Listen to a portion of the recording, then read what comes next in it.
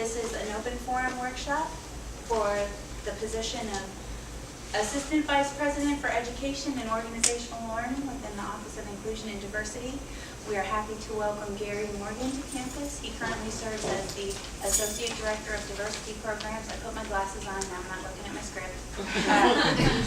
Associate Director of Diversity Programs at NC State. He will enlighten us with his philosophy related to diversity and inclusion, and then provide a learning opportunity for us around implicit bias. So let's welcome Garry Morgan. Thank you all. Can you all hear me well? Awesome. No, not yet? Okay. We can work on that. How about now? Better? Yes?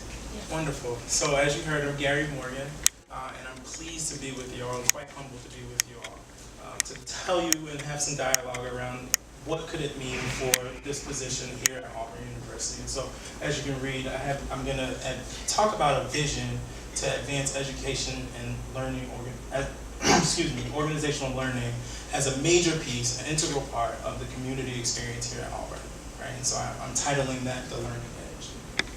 But I'd like to tell you where we're going before I get started. And so one, I'm going to share my philosophy, and a large part of that has to do with who I am as a person. And so I'll dive into who I am, and then I'll share some of my ideas for this position, and then my approach, and then I'll jump into that sample workshop for you all around implicit bias. Okay, wonderful.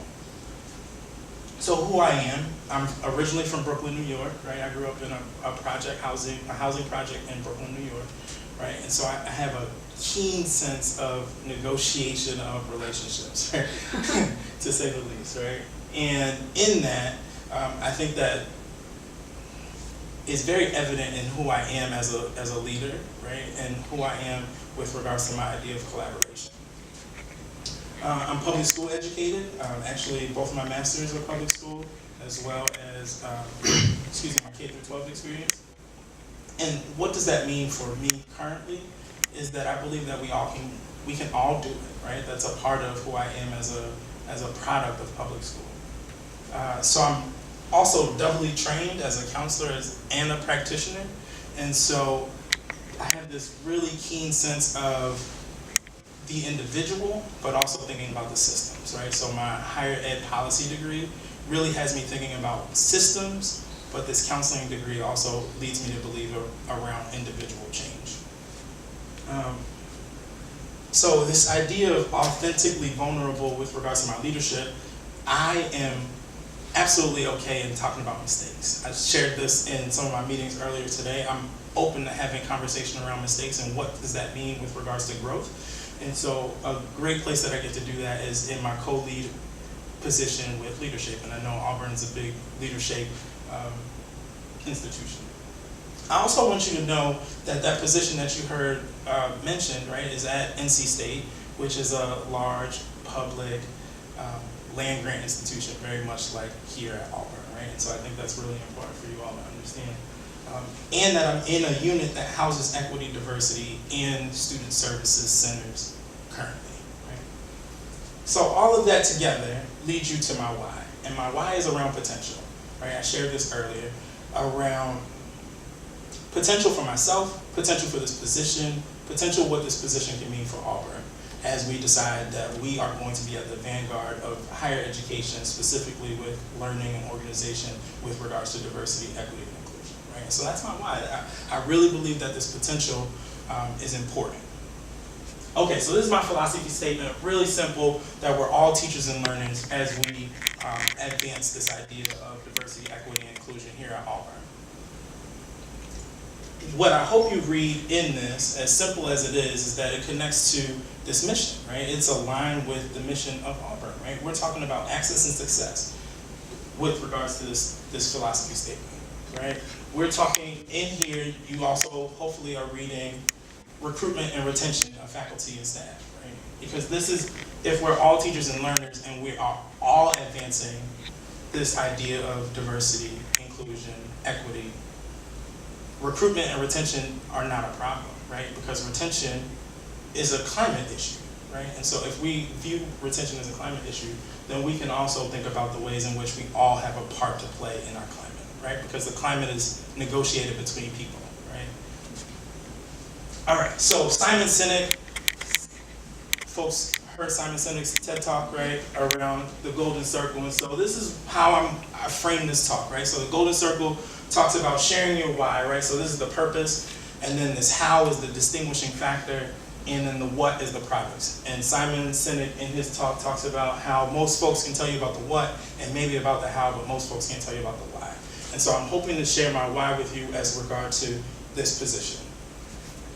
So the purpose, the why. Okay, here we go, right? So outcomes. One is to cultivate a community that values diversity, equity, and inclusion and adopts it as a habit, right? If we are not making attitudinal, habitual changes with the way that we're doing business here at Auburn, we're missing something, right? And so that's the reason why I'm excited about this position, right? That's a reason why. One, and then secondly, is this idea of fostering a level, a commitment to continuous growth.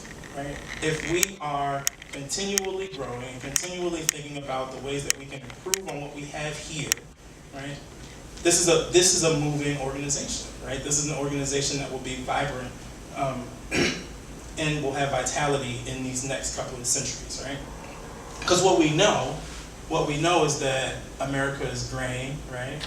And it's also browning, right? And if we're not thinking about the ways that we can continuously improve, we're missing something here at Auburn.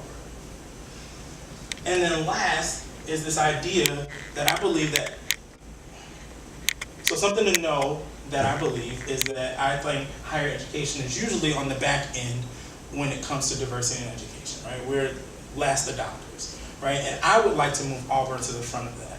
I think we can talk about ways in which we create and generate new knowledge and best practices. I think these are things that we can do here by understanding what we're doing here and doing something different than other folks are doing around the nation with regards to diversity, education, and learning and organizational learning.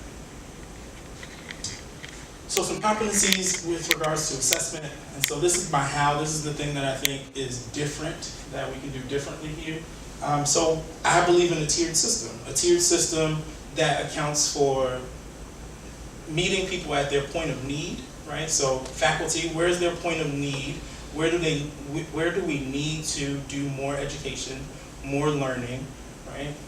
With regards to these pieces of difference, right? So as you can see here, it talks about vanguard, intermediate, and then foundational, right? And so how do we move our faculty, our staff, our students up, or we can call it up or inward, as you'll see in this next graphic,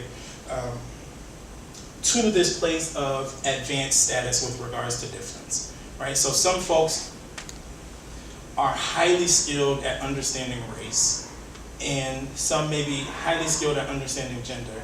But for me, the goal is for all of us to get as close to vanguard as we possibly can, right? Across all aspects of difference, because we're not dealing with just a solely black person, right? We're dealing with folks who are intersectional. And so if we can operate with sexual orientation solely, we're missing a large part of our population, right? Our students, our faculty, our staff are all coming with multiple identities that intersect in ways that make them very unique people. And so it's really important for us to think about differentiated, personalized learning that matches the needs of our population. CPA, NASPA, actually, I'll keep going. Came up with these professional competencies about a couple of years ago, so 2 years ago, in which they talked about these 10 competencies that are crucial for student affairs educators. Again, pointing out the foundational, intermediate, and advanced, right? So recognizing that the advanced circle, it's not saying that social justice is only one aspect, it's not saying it's the only aspect, but it's an integral piece of your larger picture, right? And so recognizing that our faculty are tasked to do multiple things, and their understanding of diversity is one piece of it, but it's an integral piece of it, and that's something that we need to acknowledge. So UNC, I really love this graphic. My partner said that it was a really messy graphic, but I really love this graphic. Right? She said it was hard to read, but what I really enjoyed was this idea that learning occurs in an environment, right? Context is important, right? I believe in the idea that learning is social, right? that I rode a bike because someone taught me how to ride a bike. I know how to tie my shoe because someone taught me how to tie my shoe. And in the same way, who is teaching our faculty, our staff, our students on how to interact with people, right? And how you interact with people that are different than you. And that's important, right? And so that context is really important. So what does it mean for us to get into departments and have conversation, right? Because that's what's necessary. We need to be engaged in meeting folks at their point of view. Okay, so this is the what. So folks might jump in on the what. Feel free. So one, I shared with you before that I believe learning is socially constructed, right? I think it happens in groups. I think it happens between people.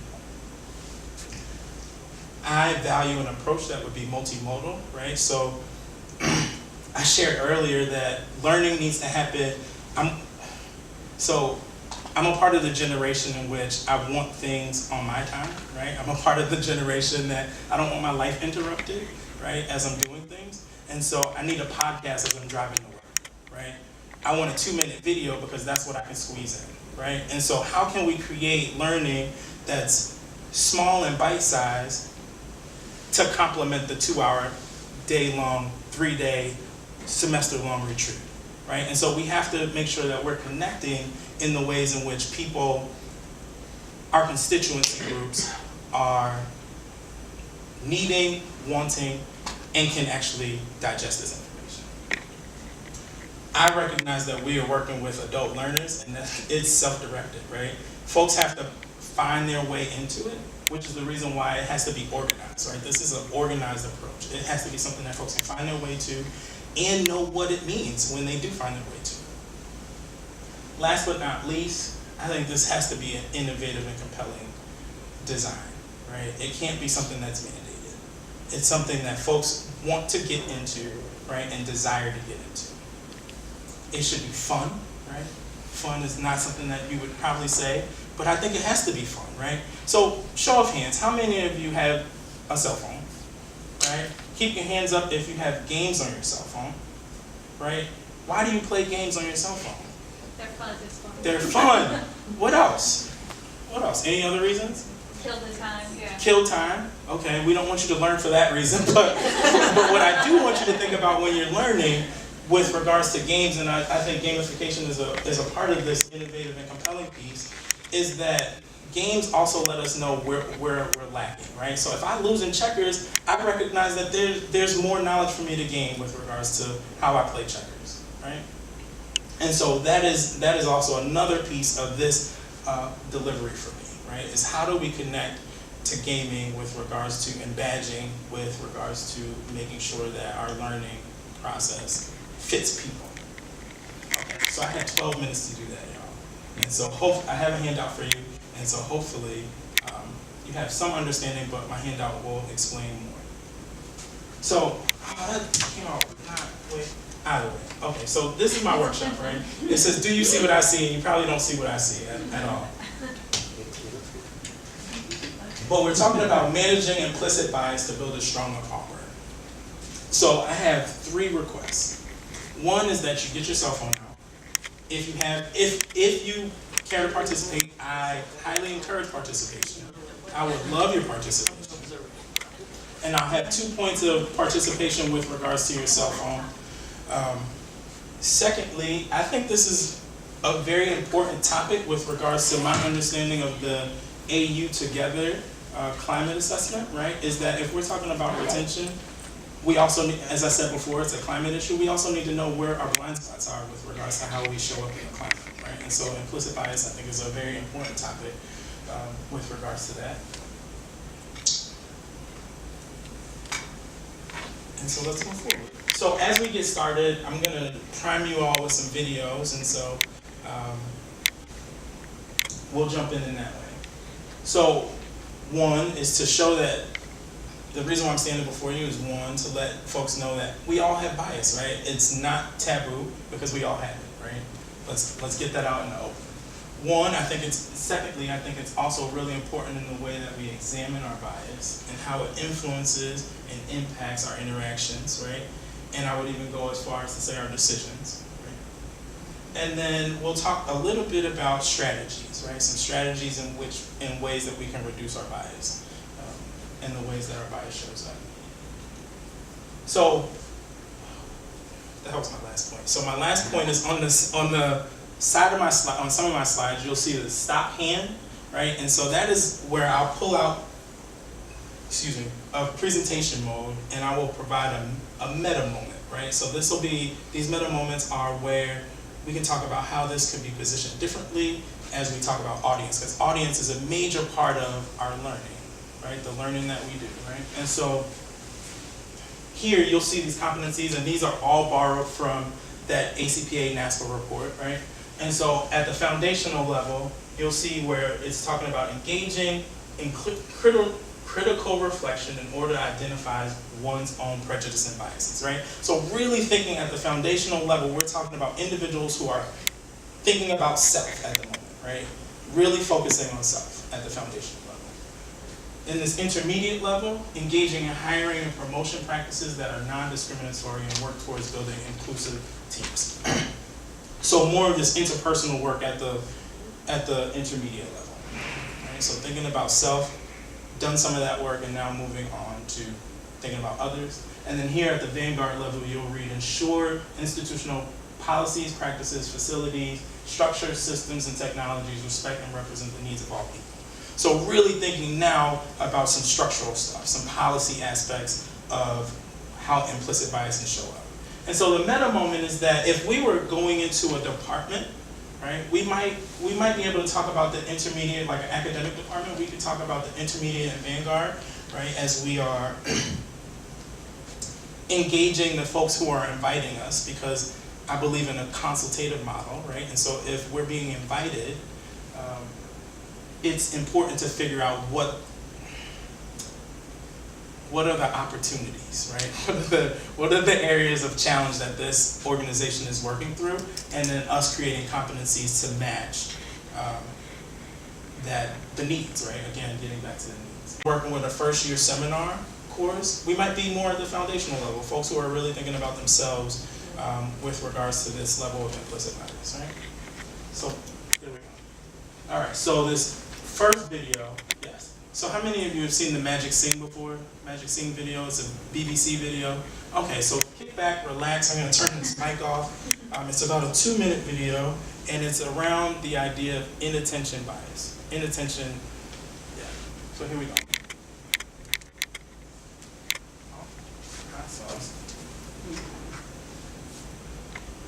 Are you all able to see that? Is that clear? Okay. Can you hear it? Not well. Sorry about that. All right, how's that thing? Oh. The volume works better back here. So let's get back to the presentation mode, and we'll watch the Magic Sing.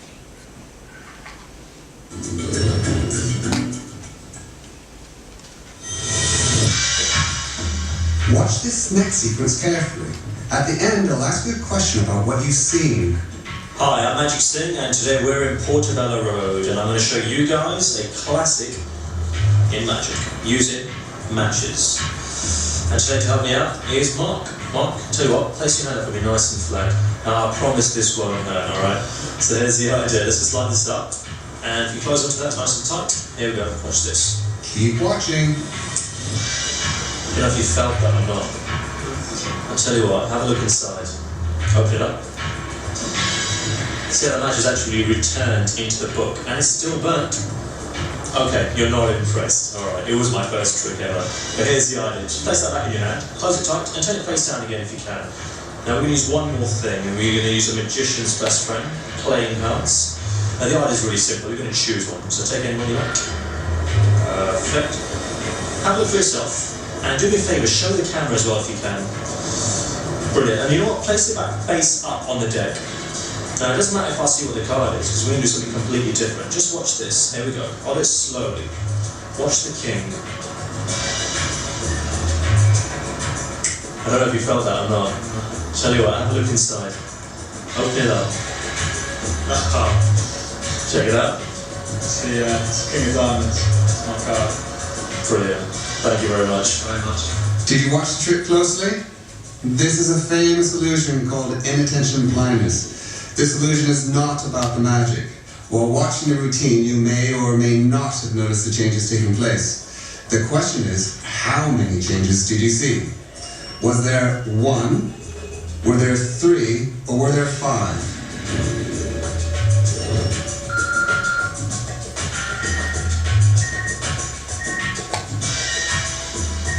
So how many changes did you see? Anybody brave? Want to share how many changes? I'm going with 3, because it's Okay. right in the middle. Okay, 3 right in the middle, but did you see the changes?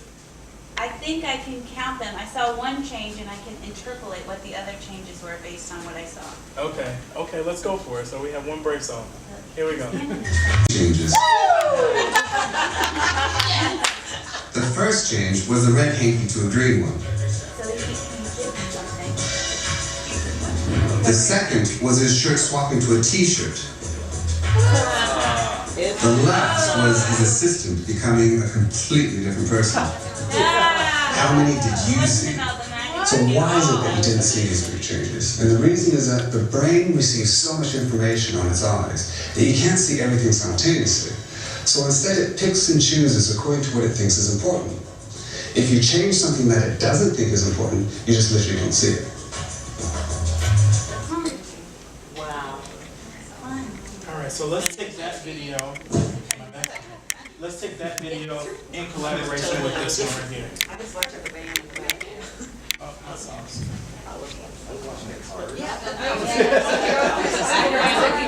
Silver band, where's it going? Yeah. So are those 2 tiles, the tiles for A and B, are they the same color? Yes, they are. Because of Jesus. Okay. But I don't understand how it works. Okay, so we have some no's, we have some yeses. Yeah. We know that we're going to be tricked. They are exactly the same, Do right? it again. Right? They're totally different. What? They're exactly the same, y'all. The thing Is is, it a shadow? it's the shadow. The shadow is changing your perception. Slide doesn't change the color. Yeah. Oh no, that Gary put that orange block right on top of that. Yeah. Because that Go helps back and put your you hands see around the the shadow side. better. It's so weird.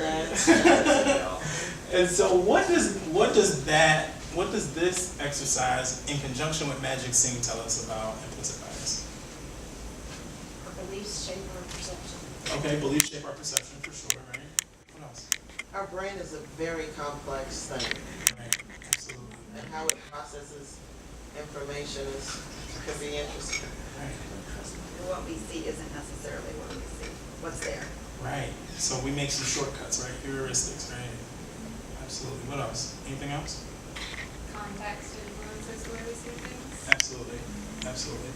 Are you talking about our personal context and the global context? In regards to the picture, the shadow and the block make us perceive it slightly different, but yes, in the real world, our personal context or what the situation we're in could also influence the way we see things. Right, absolutely, right. And so the department that we're in, the schooling that we came from, right, all of this is context, right? All of that matters in the way that we suggest or the way that we interpret information. And so I think the first video nailed this on the head, right? If you're not paying attention to it, you're gonna miss it,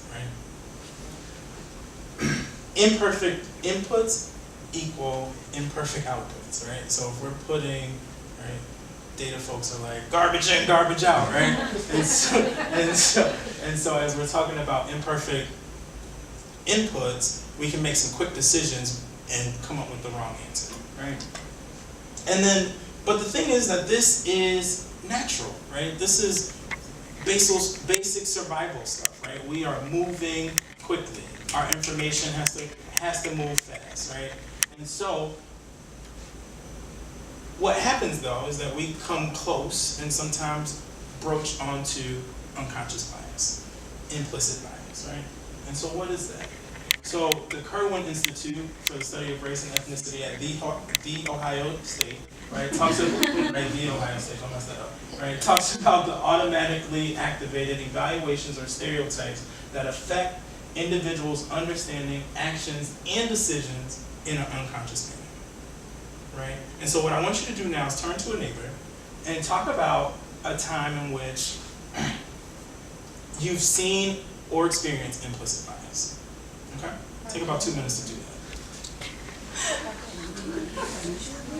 I had an opportunity to have some good conversation, albeit brief, right? Albeit brief, I get it.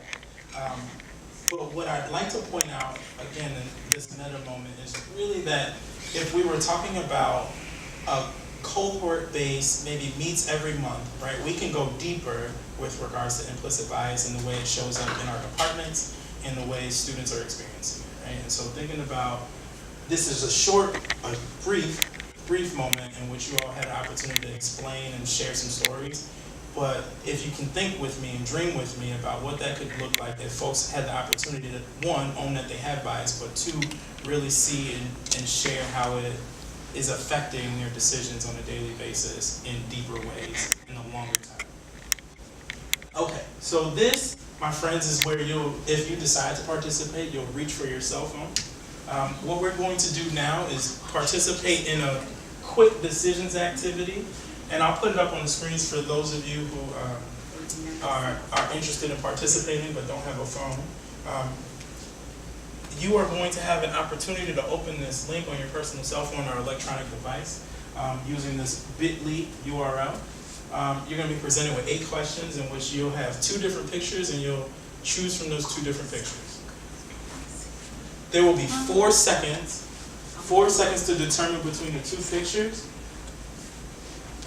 And the questions are going to advance regardless if you make a decision or not, okay? If you choose not to decide, you still have made a choice. Absolutely. Thank you, Katie. You're welcome.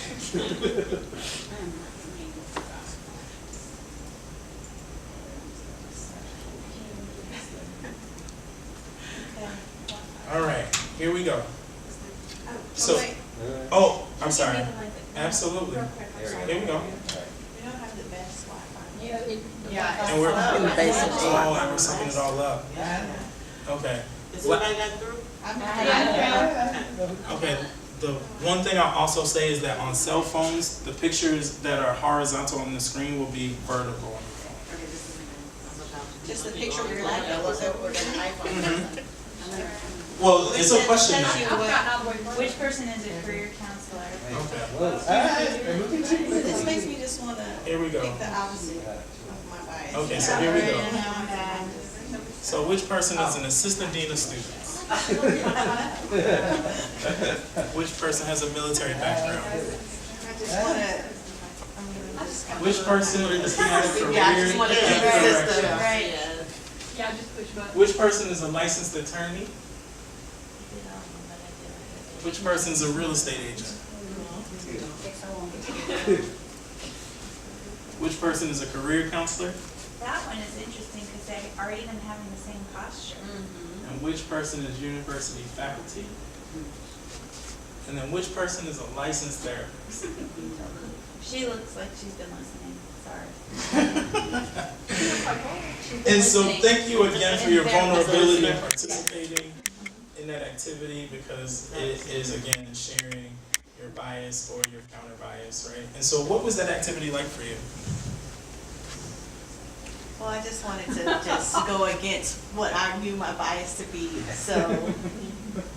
So you're anti-bias. Yes, Yeah. I wanted to prove my anti-bias to myself. Right. So you had bias, and then you found yourself rethinking your bias. And then I would overthink it and then it would flick away. Yeah. And miss that chance.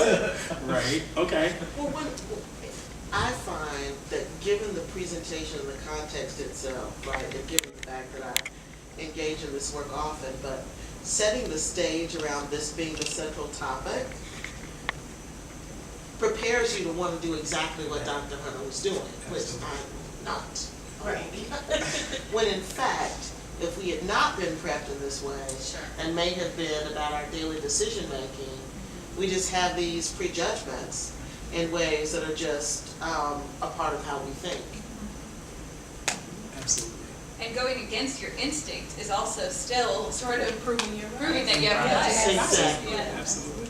What I found most interesting as it was flicking through was what you were saying with intersectionality, that sometimes there'd be a particular race or a gender or an age that would make you think one, but then some of them there are multiple layers. So the age of this person makes me think that they're a corrections officer, but the race of the second person might make me think is a corrections officer, so some of them were intersected, seemed to be more challenging. That was a gender one too, Yeah, because the yeah, gender one one person too. was female and the other person was male, so my bias is that, Military. yes, that, yes, male is gonna be military and or corrections. Right. The man in the suit is the lawyer, because he's got a suit. Well, And in his- hair. Yeah. You're on. And it makes it hard, like, I think in your typical IAT, you see much more controlled environment, like, not as much of the intersection happening, you're really just having to make the decisions based off of one piece of information. Or using words. Yeah. Which I love the IAT, right? I think it's a really great tool, right? But I think that's one of the criticisms is that, you know, it's not real world, right? Is that we interact with people based on exactly what we saw, right? Will you tell people what the IET is? Oh yes, I'm sorry, the implicit association test, sorry, which is out of Harvard, yeah. Okay, all right. And then, so what did time do for you? How did time interact with what you did? What do you think about your decision? You said, About 4 seconds allowed me to make the decision and then think about my decision. yeah. But Katie's gifted. Well, you know, I think for some people, 4 seconds isn't long enough to really get metacognitive about a decision, for some people. Absolutely. Including Katie. But part of it is context. You show us a picture for 4 seconds, that's all the data that we have. I think some of our reactions to things are based on what of our environment are we in at the time. You see these two people in an airport, you may have a different reaction than if you see these same two people on campus.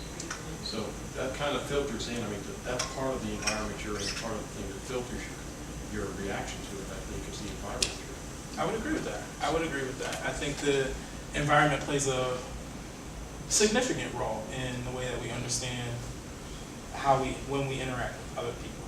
And I think that's a major part of it. Yeah. Other thoughts? Okay. So one, some characteristics of implicit bias, right? It's universal. Again, nailing home the point that we all have it, right? We really need to understand that we all, if nothing else, what you walk away with is that we all have implicit bias. What we also need to acknowledge is that it might not associate itself with what we state our explicit values are, right? And our stated beliefs. Let's try something on for size. I'm just gonna throw this in for fun, right? Finish this jingle if you know it. Like a good neighbor. State Farm is there. Okay. Ba-do-ba-ba-ba. I love it. Okay.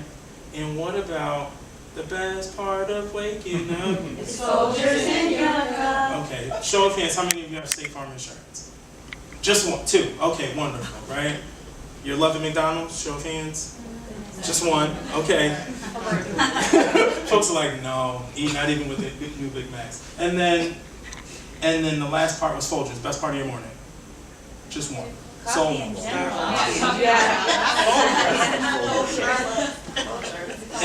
And so, hopefully this is, it's loosely tied, but what you can see is that you knew those jingles regardless if that wasn't true for you, right? And so in the same way, this external beliefs, right? External beliefs does not equate an implicit bias, right? And implicit bias does not equate external beliefs, right? However, they can be, right? They can show up. They can show up in explicit bias, right? We have folks who have implicit thoughts about women, and they can show themselves in explicit bias around women, right? What we know is that we also tend to favor our in-group, right? So folks that identify, or at least seemingly identify the way we do, and so we might click the African-American lawyer, right? Because I either want to believe that, or 2, that's a part of my in-group, right? And if these things are movable, they are constant, they're pernicious and persistent, right? Implicit bias, right? All right. 1, not to let us off the hook, right? But we are socialized for bias, right? Our formative years, right? Where you were born, your family that you grew up in, the culture that you're a part of, your education, if you went to a place of worship, right?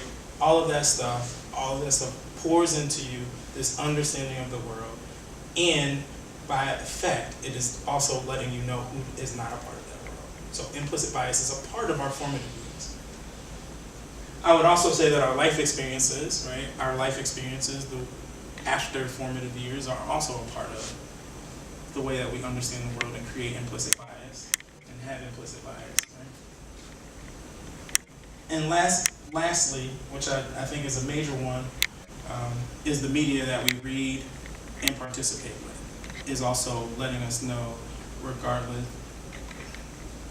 letting us think about people differently, right? So if folks remember those two very different portrayals after Hurricane Katrina, right? There was the white folks who were surviving, and then there were black folks in the water who were looting, right? And so thinking about the way that the media portrays and the way that we read that media, depending on the media that you're interacting with and engaging with, you might also be holding some implicit bias around that, right? Okay. So implicit bias has fruit, y'all. It is very fruitful. And so micro inequities are the ways that folks are overlooked, right? And that's out of Mary Ross's work. Yes, Mary Ross. Right, so thinking about micro inequities, and then Darryl Wing Sue talks about microaggressions, and so those are those everyday, commonplace, stepping on your toe words and environmental pieces, right? So microaggressions, right? Darryl Wing Sue. Stereotype threat out of Claude Steele's work. I tie it to implicit bias with regards to the environment that is created out of implicit bias can make folks feel like they don't belong. And so feeling like they are characterizing a stereotype every time they are interacting with that environment and those people, right? And then we have this idea of imposter syndrome, Clance and Imes, where I think their work started out of women, but I think it also is used in a number of people of color as well, where, excuse me, that folks feel or aren't able to understand their worth, right? And understand what they bring to the table and have a psychological view that is skewed based on feeling like an imposter and an outsider, right? And so thinking about the ways that implicit bias shows itself in these different areas that have real implications, right? So if we're talking about microaggressions, I think folks also out of Harvard, right? I too am Harvard, right? Thinking about the microaggressions that those students were talking about, right? And so here we go with a metacognition moment, is that all four of these is a workshop on their own, right? And thinking about the ways in which we can connect this very formative learning of implicit bias to some larger, higher level aspects of thinking for our constituencies. So I'm gonna pull out of yeah, so New York Times have some really good workshops. So if I gave you the idea or gave you the word peanut butter, what comes next? Jelly. Jelly. For most folks, how many was it jelly? Show of hands, jelly, right? And when you said jelly, did you have a type of jelly in mind? Right. Yeah, right. Grape jelly, purple, right? No. Some folks are like, no, it's not purple. It's strawberry. Okay. Right.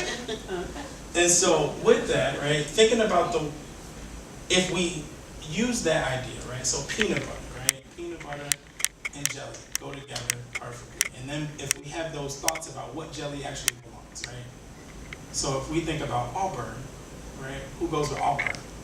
Students, right? And then we might also have some ideas about what type of students actually belong here, right? And so keeping that in mind as we talk about here, New York Times, this is a check our bias to wreck our bias, really thinking about skill building with regards to diminishing our bias. So I'm going to pull out the presentation because you can't embed New York Times videos.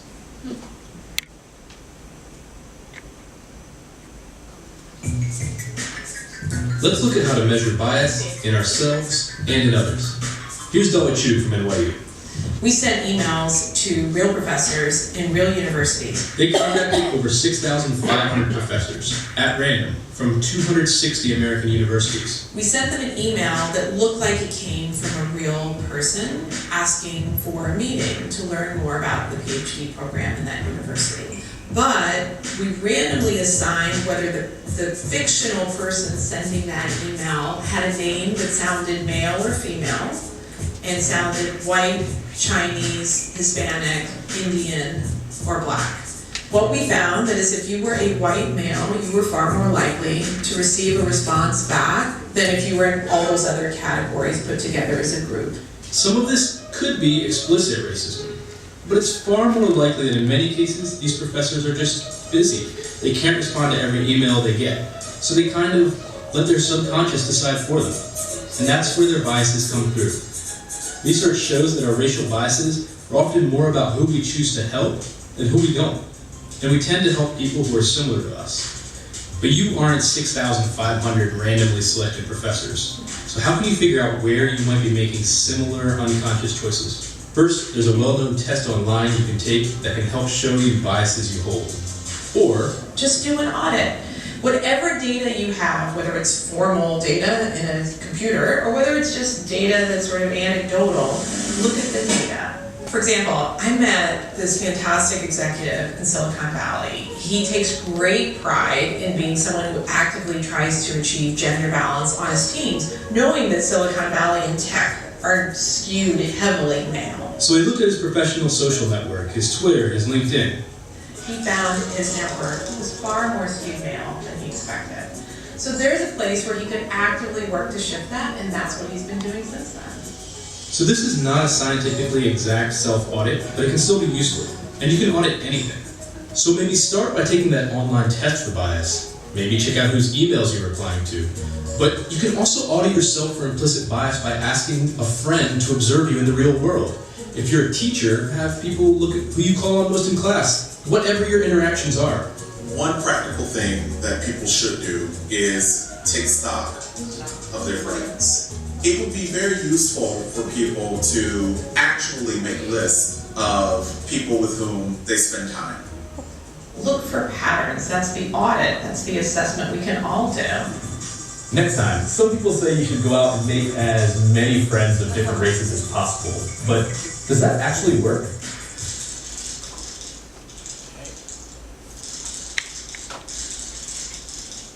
Sorry, they're just messing with M&M's.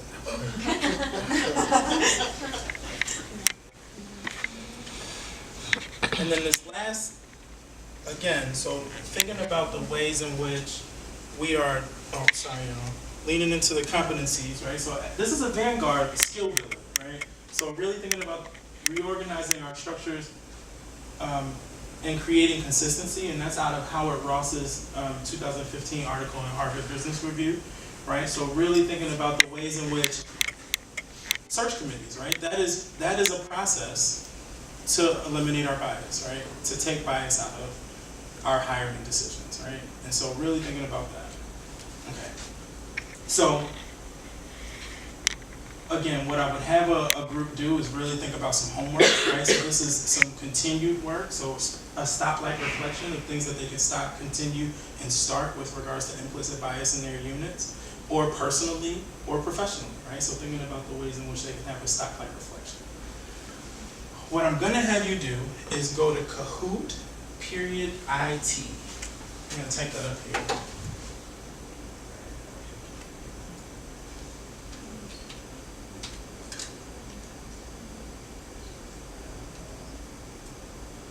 So that's the link that you're going to go to.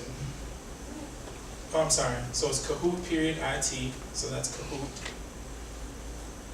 Folks familiar with Kahoot at all? Okay. So this is really big in K through 12 for ways to create some learning. So Kahoot.it, it's asking you for a game, like a game number, yes? Okay, so here's our game number. Let's get started.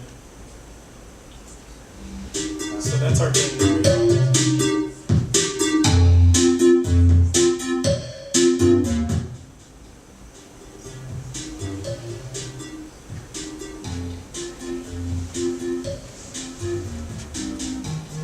So what would a presentation be without some evaluation? And so this will also be my evaluation tool of what you took from today. Somebody else has the same last name as you. Yeah. It's not me, it's her. I'm the D. The D. Like the Ohio State. Right. Dr. Duco. Yeah. Fine. You never know without your phone, you just can do something. Boy, I can't believe you have phones. Are all folks who want to be in? Yes. Okay. So we're gonna get started. It looks like we have 10 players. Okay. So the questions will come up on the screen, so will the answers, and you'll have to pick which shape on your phone or device. Okay? Okay. Here we go.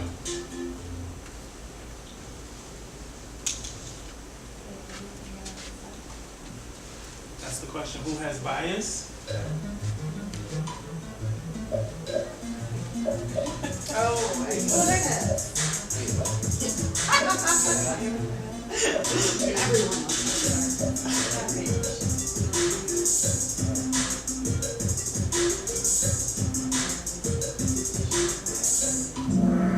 All right, so 3 correct answers, me, you, and everyone else. The only wrong answer was no one, right?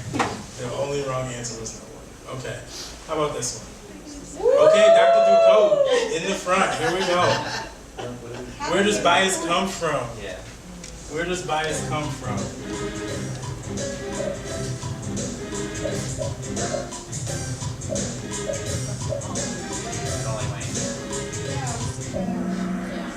All right. Again, lived experiences, formative socialization, and media, right, are places that bias comes from. Only incorrect one was out of the blue, and then we had 0 on that one, so wonderful. Right, JT now in the lead. Woo! JT. All right, here we go. What can implicit bias influence?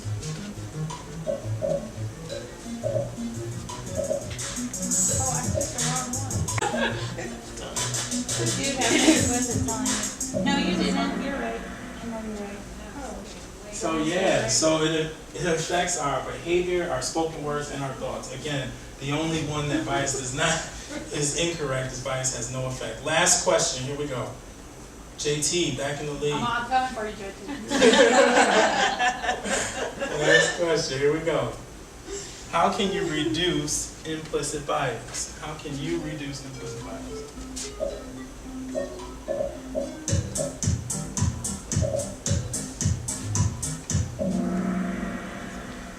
Again, 3 correct answers. The only wrong one was wish it away. And so, reorganizing structures and systems, taking the IAT, and conducting a personal audit, as we saw in the New York Times video. I thank you all. Our winner, Sue! Strong second spot, and JT in third. 4 out of 4. Congratulations, folks. Good work.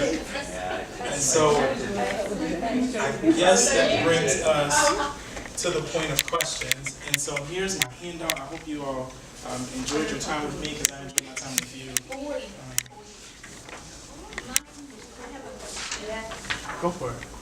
So you mentioned, I'm going to go back. I really enjoyed this, by the way. Thank you. But I'm going to go back to the beginning of your presentation, and you mentioned sort of needing folks to buy into the process of learning about these things, and that mandatory doesn't work. And I get you, but I'm wondering about the subsection of folks at this very conservative campus that are not going to be interested in this at all. My thoughts? Yeah. So I have a couple of thoughts. So my first thought takes me right to bystander intervention work, right? And so I think where Auburn is currently is on the cusp of a climate and culture change, right? And so with regards to diversity and inclusion work. And so I think there's probably more folks in the middle than there are on the actively against who are calling for conservative speakers like I know you all have had, right? So that's one thought, is let's go after the middle and create a climate that makes folks, it's probably bad to say on video, but uncomfortable, right? To express those thoughts that are of the oppressive nature, right? Or those feelings of the oppressive nature. Not to say that folks can't have dissenting opinion, right? Because I think that's completely different. My other thought is, and this is probably my primary thought, is connecting to their need and connecting to the things that they're already connecting to, right? So this should not be an add-on by any means, right? So for me, I think it's about sewing this into and tying this directly to all facets of the institution, right? So I know there might be some folks who are not about adding this or adding a diversity piece to their report for tenure and promotion, but I think it's a major part, right? And I think the university can do that, right? I think the university as the entity can make that happen, right? And so tying that in, so for faculty who don't really want to talk about diversity and inclusion, then Auburn is probably not the place for you, because we're talking about it in your tenure and promotion packet, right? For the students, I think that's a little different, but I also think it's about getting our faculty to buy into diversity is not an add-on. So back to that NASPA ACPA grid, that it's actually a part of all the content that you teach, right? And so what are the ways in which you can include diversity and include diversity, but take it to another level, right? Because I think it's about not just having male and female characters in your stories, right? I think it's also about the theories that you use and the folks that you allow your students to research and think about in the products. So if we're talking about STEM, right, don't just think about American products. What could it look like if this was in Brazil? Or what would this look like if this was in South Africa? How would you have to change that, right? And so creating environments in which our faculty are thinking about diversity in the application, right? So I shared earlier, right? So how many of folks seen the HP video where it was the two people? Okay, let me explain it to you. So HP had launched this like facial recognition software, right? And so these two folks who work in a tech store are trying it out. One's a white woman, the other person's a black male. And so the white woman is in front of the screen, and the screen is moving with her face. It's moving with her face, completely recognized. As soon as the African American male jumps in front of the screen stops moving, the camera stops moving. Right? So that again is a piece in which folks who are thinking about technology, right, the T in the STEM, right, we're talking about application, right? That's application work, and that is the piece that I think we have to nail home to our faculty, right? Nail home to our faculty, nail home to our students, right? Nail home to our staff, that they're not here at Auburn just to be here at Auburn. They're here at Auburn to do great things in the world. And those great things are going to require other people, and those other people are not going to have your lived experience, because truthfully, if we talk about intersectionality, there's not another person like you, right? And so if that's the case, if we're going to be interacting with folks who are different, we need to have an application that matches them, right? So I guess those are my thoughts around that.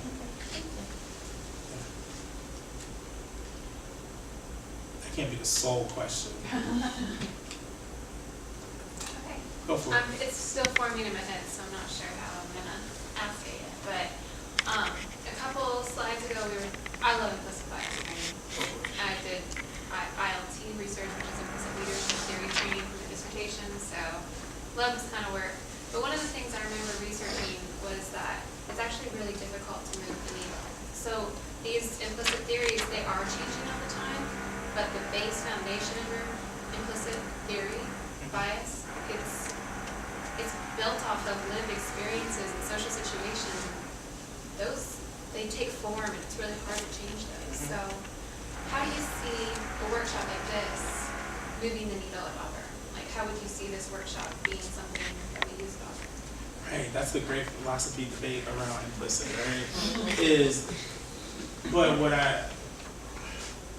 I think the fruit in having that conversation is actually in the fruit of implicit bias, right? So we can talk about microaggressions because that's behavior that we can measure, that's behavior that we can talk about decreasing, right? We can talk about that. We can talk about the ways in which our African American women in STEM are experiencing our departments here, right?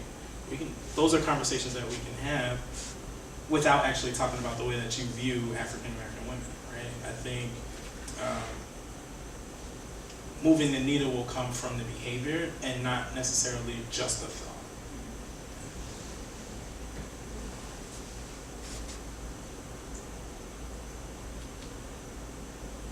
Other questions? I don't know, folks might have to head out. And so you do what you gotta do. I have a question. Go for it. So imagine that you are selected to be the inaugural AVP for Education and Organizational Learning at Auburn. And 5 years down the road, how would you know that you had succeeded in the charge? What would it look and feel like to have a more inclusive campus and an organization devoted to diversity and inclusion from a learning standpoint? Look and feel like. I think one, it would be, we would have metrics to say these are the folks who are attending, right? Our workshops, our seminars, our cohort-based learning experiences. And so we'd have that information. We'd have those programs as well.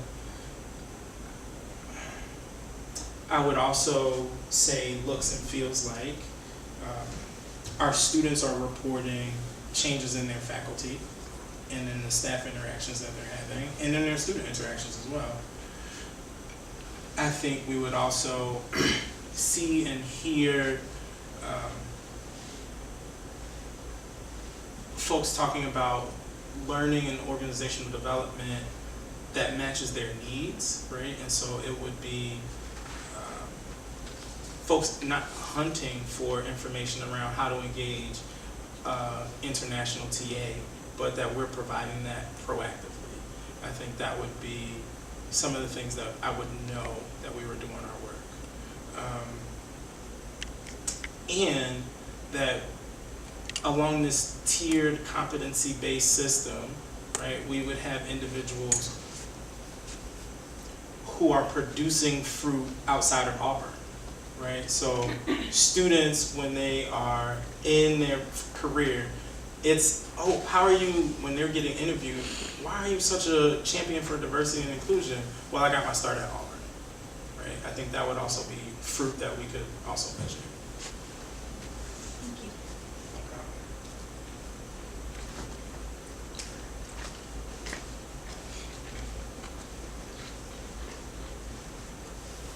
you. Any other questions? Would it be evidenced at all, this is not a question, this is a comment, so maybe this is unfair, but would it at all be connected to the tiered system that had people at foundational, at, what's that second one? Intermediate. And then at Vanguard, would we conceivably have more folks from our faculty or A&P ranks, staff ranks, who identify as being at a learning point of being more in the vanguard stage? Not that it's necessarily sequential, right? You know what I mean? But that they have both. Well, maybe I should say it differently. That they have measurable progress along each one of the tiers. Foundationally, as an individual, I've explored these issues. Yeah. Interpersonally, I'm working on these issues. And in terms of the examination of the institution and of systems, particularly those which I have some agency over, that I'm cognizant and that I'm actively working to have awareness and to have action around that. Absolutely. I think that's a major piece, and thank you for providing that. What I would also add to that is that they're critical in their analysis of where they are at Vanguard and where they are at intermediate, right? So again, my understanding of class could be at the Vanguard level. I'm talking about first gen stuff all day, all night, right? But I'm missing some pieces on where gender identity and gender